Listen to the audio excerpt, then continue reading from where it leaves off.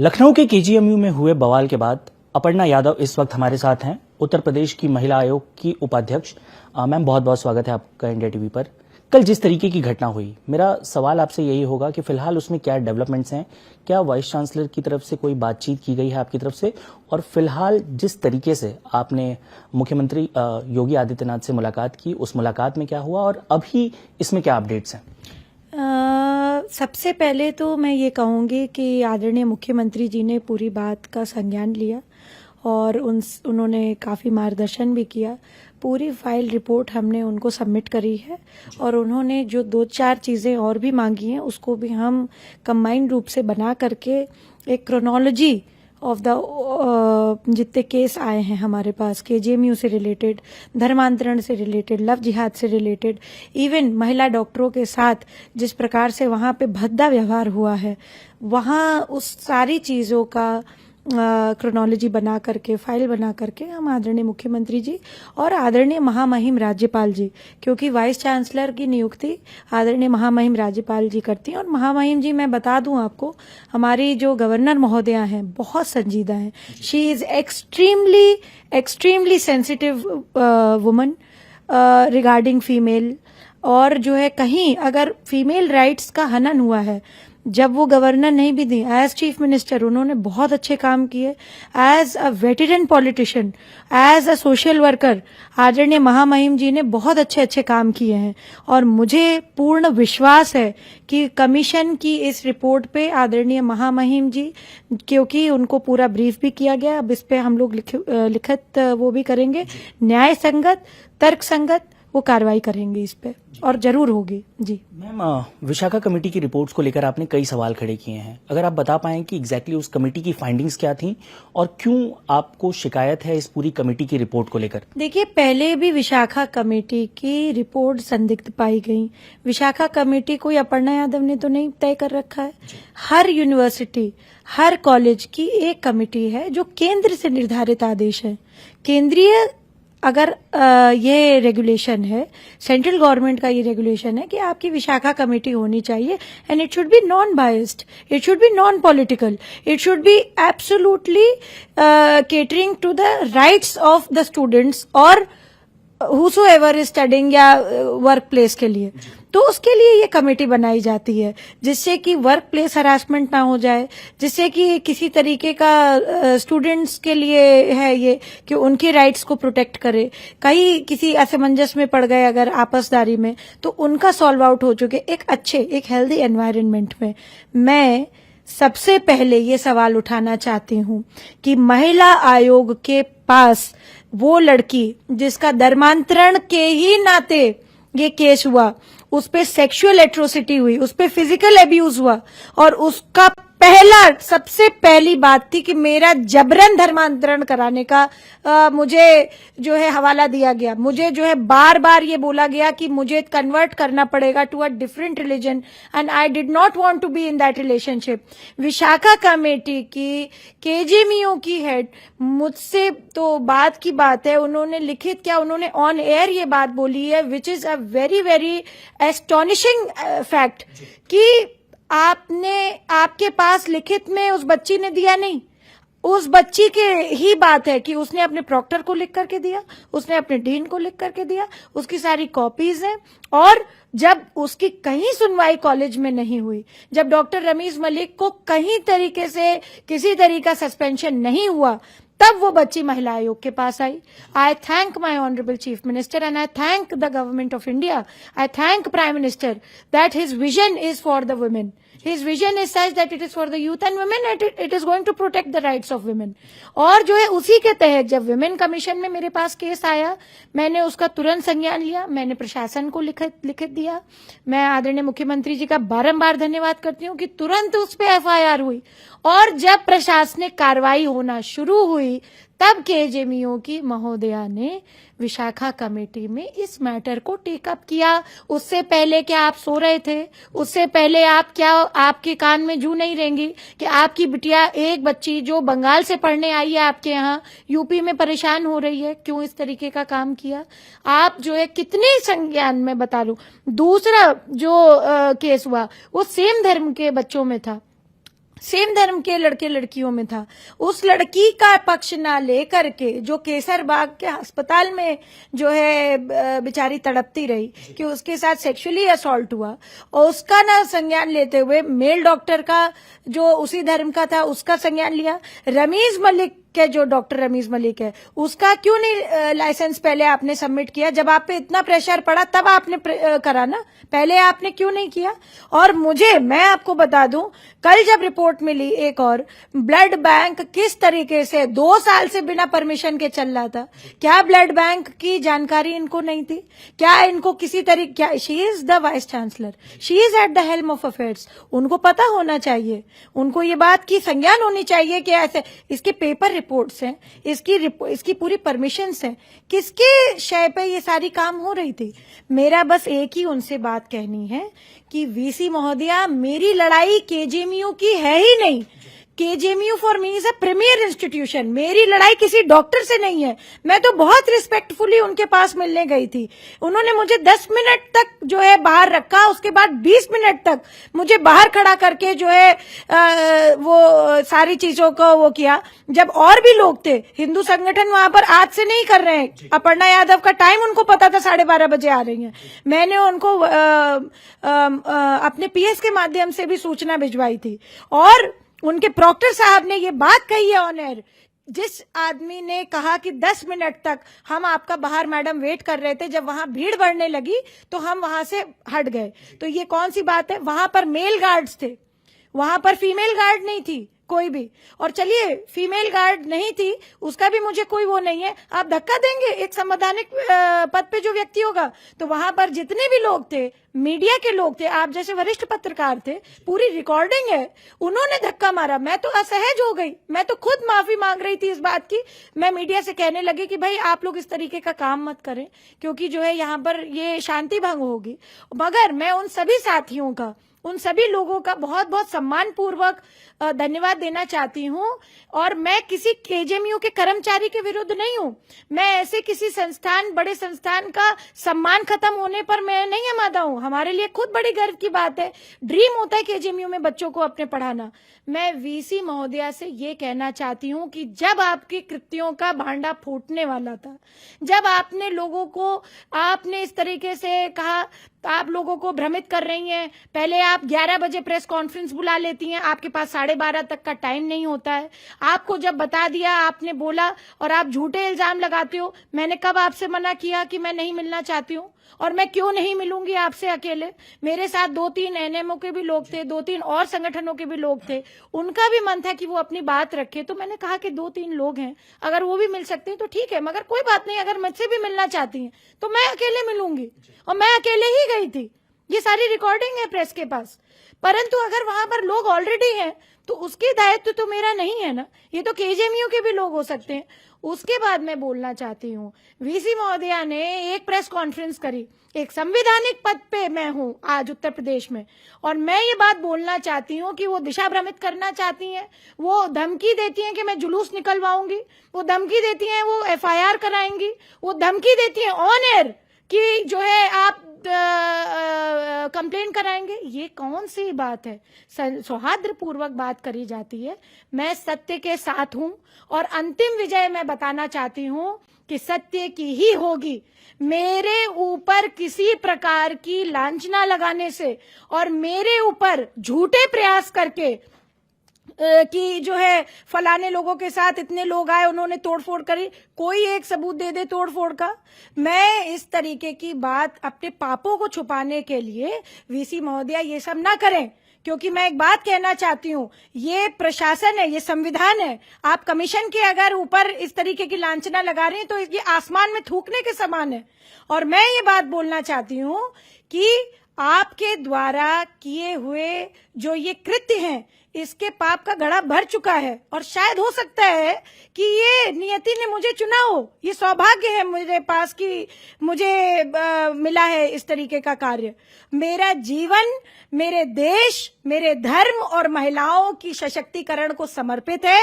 मैं केजीएमयू में चल रहे किसी भी तरीके के लव जिहाद, धर्मांतरण नहीं होने दूंगी, नहीं होने दूंगी, और बिल्कुल नहीं होने दूंगी। मेरे ऊपर और मेरे साथ जितने भी लोग थे उनके ऊपर आप गुंडागर्दी के आरोप लगाते हैं। आप कहते हैं कि कुछ कार्यकर्ताओं ने जय श्री राम और वंदे मातरम के नारे लगा दिए, ये एंटी नेशनल नारे हैं। और आप क्या करवाते हो वहां पे? आप कोई एक धर्म विशेष का गुटबाजी कराते हैं, ये कहाँ की है? मैं और भी बात बोलना चाहती हूँ। मैं आज ये कमीशन के अपना जो छोड़ करके एक और दायित्व की बात करना चाहती हूँ, क्योंकि मैं उस पार्टी से हूँ।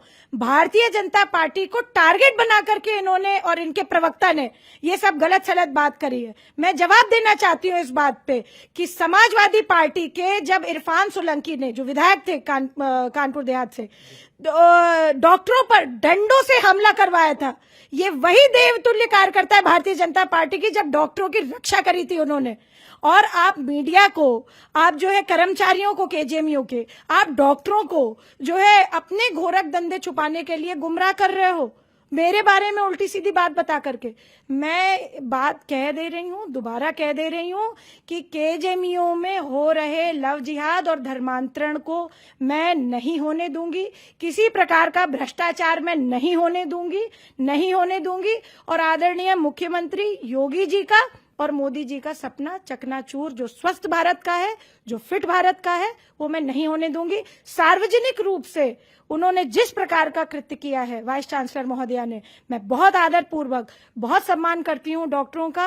और जिस समाज से मैं आती हूँ, मैं बहुत पढ़े लिखे घर से आती हूँ, इस तरीके की बात उनको कहना शोभनीय नहीं था, ये गलत बात है। आप संविधान का असम्मान कर रहे हैं। कमीशन को नहीं, अपर्णा यादव को कोई फर्क नहीं पड़ता है इस बात से, परंतु अगर आप संविधान का भी सम्मान नहीं कर रहे हैं तो इसका मतलब है आपका जो है जो कृत्य है वो जायज है। कि आपने जो कंप्लेंट्स हमारे पास आई हैं, आप रोकते हैं महिला आयोग आने के लिए, डॉक्टरों को लिखित दिया है उन लोगों ने कि कॉन्ट्रैक्ट बेसिस पर हो, वरना हम तुम्हें निकाल करके बाहर कर देंगे, तुम्हारी नौकरी पर सवाल हो जाएगा। क्या नौकरी इनके रहने से रखेंगे और नहीं रहने से नहीं रखेंगे? ये गलत बात है, इसका मैं बहिष्कार करती हूँ। अपर्णा जी, एक गंभीर सवाल आपने खड़ा किया है ब्लड बैंक घोटाले को लेकर, हम उस पर आए उससे पहले मेरा सवाल आपसे ये होगा कि इस पूरे प्रकरण में विशाखा कमेटी की जो रिपोर्ट सौंपी गई, आपने दावा किया है कि इसमें धर्मांतरण वाला विषय ही शामिल नहीं किया गया था। ये क्या विषय? वीडियो रिकॉर्डिंग है जो विशाखा कमेटी की हेड बनाई गई है, उन्होंने खुद अपने मुखारविंद से कहा है कि उस बहुत कैजुअली बात कही उन्होंने, और वो क्लिप आपको मिल जाएगी, मीडिया के सभी लोग वहां पर थे। उन्होंने ये बात कही, कल ही ये बात कही कि उन्होंने हमें फिजिकल अब्यूज के बारे में बताया था, हमें मेंटल अब्यूज के बारे में बताया था, और जो भी सेक्सुअल अब्यूज के बारे में बताया, और हमें धर्मांतरण की कोई बात ही नहीं बताई। तो क्या महिला आयोग, मतलब अब जो हमारे पास कंप्लेन आई है, पुलिस के पास जो तहरीर गई जिसको एफआईआर में कन्वर्ट किया गया, क्या वो झूठ है? ये विशाखा कमेटी क्या बताना चाहते हैं? क्या प्रशासन झूठ है, सरकार झूठ है, और ब्लड बैंक ये खुद चला रहे थे बिना किसी लाइसेंस के? इस तरीके की बात जो है वीसी महोदया को एक्सेप्ट करनी पड़ेगी, इस पे उन्हें एक्शन लेना चाहिए था। आपको लगता है कि वीसी महोदया भी इसमें शामिल? बिल्कुल, बिना किसी head of the university, without the power and without the positive this thing, आप कैसे समझ सकते हैं कि ये सारी चीजें हो गई? भाई कहीं ना कहीं उनकी सहमति रही, इसलिए हुआ। और मैं दूसरी बात बोल लीजिए, भाई उनको एक कार्य करना चाहिए था कि हाँ ठीक है, इस तरीके की बात हुई है, हमें इसका निस्तारण करना है। एज वाइस चांसलर उन्हें इस बात का ओनस लेते हुए इस चीज को अच्छी तरीके से सुलझाना चाहिए था। एक सुलझे दिमाग से काम करती, she should have been welcoming कि भाई अगर कोई केस आया है हमारे पास तो उसको हम अच्छी तरह से टेकअप करेंगे। उसमें आयोग उनको सपोर्ट करता, उसमें उनको पुलिस भी सपोर्ट करती है। 10 दिन से रमीज मलिक के साथ जो 2 प्रोफेसर बात कर रहे थे, क्यों नहीं उनको निकाला गया पहले? ये अपर्णा यादव ने क्या कॉल डिटेल बनाई है किसी की, या किसी स्टेट हेड ने बनाई है? वो तो doctor Rameez Malik call record बता रहा है। जब कल इतना बात हो गई और मुझे मजबूरन मीडिया से फिर बात करनी पड़ी, जब वो नहीं आई सामने, तो जो है उस प्रोफेसर को निकाला गया। उसमें एक का नाम सुरेश बाबू है, एक नाहिद अली है कि वाहिद अली है प्रोफेसर, उसको बात की गई। भाई उसको आप तब सस्पेंड कर रहे हो जब आपके पास इतना प्रेशर हो गया। I don't think this is an appropriate way of behaving, and she has to take the onus. She has to take this thing कि उनके रेजिम में एज वाइस चांसलर गलती हुई है, इसको एक्सेप्ट करना पड़ेगा उनको। और इस तरीके का जो पब्लिकली उन्होंने कमीशन के लिए कहा है, मैं इसकी पूरी तरह से विभत्सना करती हूँ, मैं पूरी तरह से बहिष्कार करती हूँ कि ये बात बिल्कुल गलत है, देश हित में नहीं है, केजेएमयू के हित में नहीं है। और हम सब, मैं तो अपनी बात बता दूं, व्यक्तिगत रूप से भी डॉक्टर को हमेशा मैंने भगवान के रूप में देखा है और हमारे देश में आज भी भगवान के रूप में देखते हैं। इस तरीके के विद्या के मंदिर में, स्वास्थ्य के मंदिर में अगर ये सब चीजें हो रही हैं तो ये शर्मनाक है। अपर्णा जी, इस पूरे प्रकरण में आपकी मुलाकात नहीं हो पाई, लेकिन वो मीडिया के सामने जरूर आई। सोनिया नित्यानंद ने जिस तरीके से मीडिया के सामने आकर कई आरोप लगाए आपके ऊपर और जो बातें कही, उनके अस्पताल के प्रशासन का ये भी कहना है कि जो वहां पर वो मॉब कह रहे हैं, आपके साथ जो लोग आए उनका कहना है कि वो मॉब था, वहां महिलाएं डर गईं। उस पर आपकी क्या प्रतिक्रिया हो? उसमें तो आधा दर्जन महिलाएं थी जो वहां पे पहले से मौजूद थी, और जो है मुझे लगता है कि हो सकता है ज्यादा ही महिलाएं हो उसमें। उनको उनके मेल गार्ड्स ने धक्का दिया, धक्का मुक्की हुई। ये बात सही थी क्या? ये बात गलत थी ना? मैं तो पूरे टाइम बोलती रही कि एकदम शांति बनाए रखें, जो भी यहाँ पर लोग हैं मुझे बात करने दीजिए, पर उनकी तरफ से अगर धक्का मुक्की हुई तो ये कहाँ की जायज बात है। और दूसरी बात है, आप किसी भी व्यक्ति के लिए इस प्रकार की बात कर रहे हैं, ये शोभा नहीं देता है, ये अच्छी बात नहीं है। हम सब एक जिम्मेदार घरों से हैं, जिम्मेदारी के साथ अपना पदभार संभाला है हमने, हमारे दायित्व हैं, हम प्रतिबद्ध हैं उसके प्रति, और हमें किसी की परमिशन की आवश्यकता नहीं है। हम कमीशन है। और दूसरी बात है, हम देश के संविधान के अंदर आते हैं, सब लोग, मैं ही नहीं, सब लोग। एंड जो भी होगी, अब कार्रवाई इस पे होगी जरूर, न्याय सम्मत होगी, विधि सम्मत होगी। मैं जिस तरह से वीसी महोदया ने कल जो है प्रेस कॉन्फ्रेंस करी है, वो बहुत शर्मसार कर देने वाली है। देश में इस तरीके की घटना, रमीज मलिक जैसी घटना जिसको शय दिया गया है, और वहां के केजेएमयू के जिस प्रकार से प्रवक्ता ने भद्दी जबान का प्रयोग किया है मेरे लिए और जितने भी लोग थे वहां पर, उनके लिए भी ये अक्षम्य होगा। आप आने वाले समय में देखेंगे। जी। उनके जो प्रवक्ता हैं, जो प्रशासन है, वो आकर मीडिया में बात भी कर रहा है। वो कह रहा है कि तोड़फोड़ हुई वहां पर टूटी हुई चीजें दिखा रहे। क्यों तोड़फोड़ करने जाएगा? कमीशन कितनी जगह जा चुकी हूँ मैं, कितने जिलों में जा चुकी हूँ। क्या हमने कभी किसी हॉस्पिटल में तोड़फोड़ करी है क्या कभी किसी जगह पे हमारा किसी तरीके का अमर्यादित व्यवहार रहा है?